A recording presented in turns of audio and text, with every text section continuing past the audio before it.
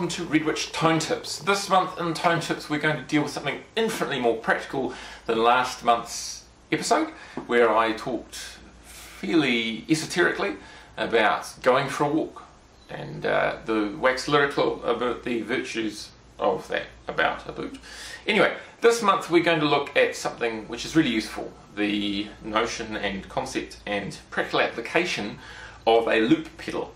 I'm not talking about a looper, which is where you hit record, play something, hit play, and it plays back whilst you play over the top. I'm talking about a pedal which puts effects pedals into a effects loop.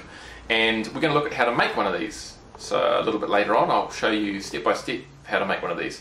A little looper box with an indicator LED to tell you when the loop is engaged and is not. So let's first of all look at the value of using a looping box. Traditional way of having effects, you have your guitar over here and that feeds into FX1. Let's say we've got 4 effects pedals.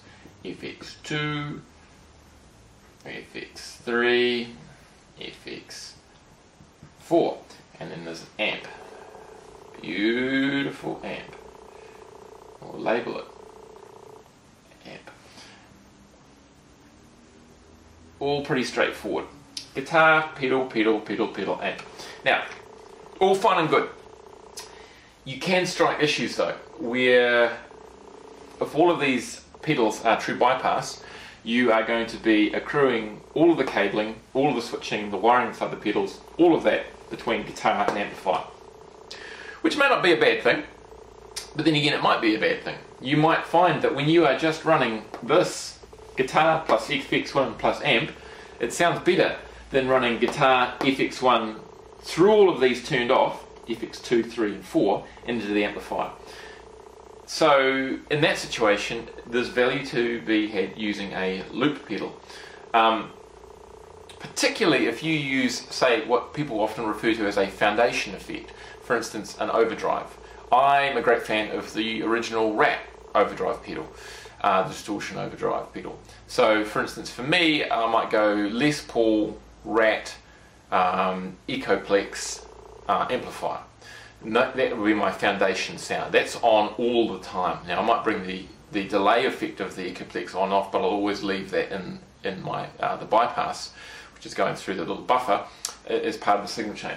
So let's draw that. Guitar, we've got amp. So we've got Ben's primary effects chain is a Rat, and then a cool little thing there, Echo or EP3, and that goes into that, and that goes into that, and that goes there, which is great. But say I want to get a bit freaky on it and add something else to that. Well, traditionally I would have to put it either before the Rat or after the Rat or after the Echoplex. However, if I have a loop pedal, what I can do is this. We would basically go, say we want to have the pedals come in before the Rat. Okay, so we would put the loop pedal here, loop, and that goes into there. So you've got input, output, input to the loop pedal, output to the Rat and the Echoplex. But you've got an out here and an in here for the loop. In there we might put FX1, FX2, FX3, and they're all hooked together, and then the output of that goes to there. So what this means is that when you've got the loop pedal engaged, all of these pedals are part of your signal path, and then it comes out into the Rat, into the Echoplex. When you disengage the loop pedal, you're just going straight into the Rat, into the Echoplex, into the amplifier. The other cool thing with a loop pedal is that you can sort of pre-program stuff. So basically you might set this pedal here on and this pedal here on. Say that's a octave pedal and that one's a fuzz. So that section of the song you could suddenly click on and you're bringing 2 pedals on. You could have 5 or 6 different effects in this loop. and set up during the song a combination, say 4 of those effects pedals to be turned on, and you bring them all on and all out with that loop pedal. So it's super useful.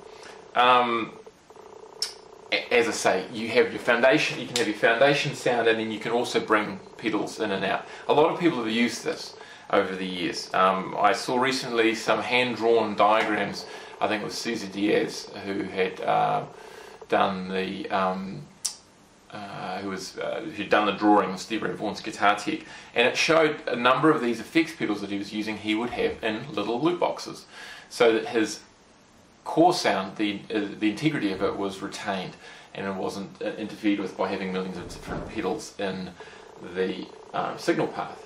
So let's have a look at how to make one of these boxes. I've done it in a really small box, actually one of the Seven Sisters style boxes. You can use any kind of aluminum die-cast enclosure that you like. You need 4 jack sockets, a 3-pole double throw foot switch, a little 2.1mm DC socket, and an LED and some wire. It's super easy. So let's take a look at how to make that, and we'll be back in a sec.